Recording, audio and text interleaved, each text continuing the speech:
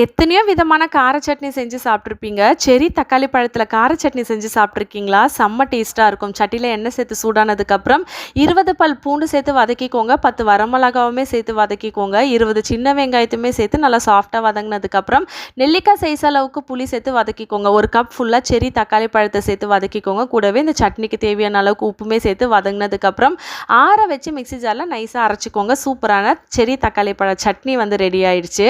Nutri life ஸ்டைலில் நமக்கு நிறைய ப்ராடக்ட்ஸ் வந்து சென்ட் பண்ணியிருந்தாங்க. அதில் இன்னைக்கு instant multi millet dosa mix தான் வந்து செய்ய போகிறோம். அதில் 2 குழிக்கரண்டி அளவுக்கு தோசை மாவு, கொஞ்சமாக தண்ணி, உப்பு சேர்த்து தோசை மாவு பதத்துக்கு கரைச்சிட்டு 1/2 மணி நேரம் ஊறினதுக்கப்புறம் தோசை ஊற்றி பாருங்கள். செம்ம சூப்பராக இருக்குங்க. இவங்களோட ப்ராடக்ட் வேணும் அப்படின்னு நினச்சிங்கன்னா அவங்களோட டீட்டெயில்ஸ் வந்து டிஸ்கிரிப்ஷனில் கொடுக்குறேன். அவங்களோட பேஜுமே நான் டேக் பண்ணுறேன். மறக்காமல் செக் பண்ணி பாருங்கள். நிறைய ப்ராடக்ட்ஸ் வந்து நான் ஸ்டோரியிலுமே போட்டிருக்கேன். செக் பண்ணி பார்த்துட்டு பர்ச்சேஸ் பண்ணிக்கோங்க. தேங்க்யூ.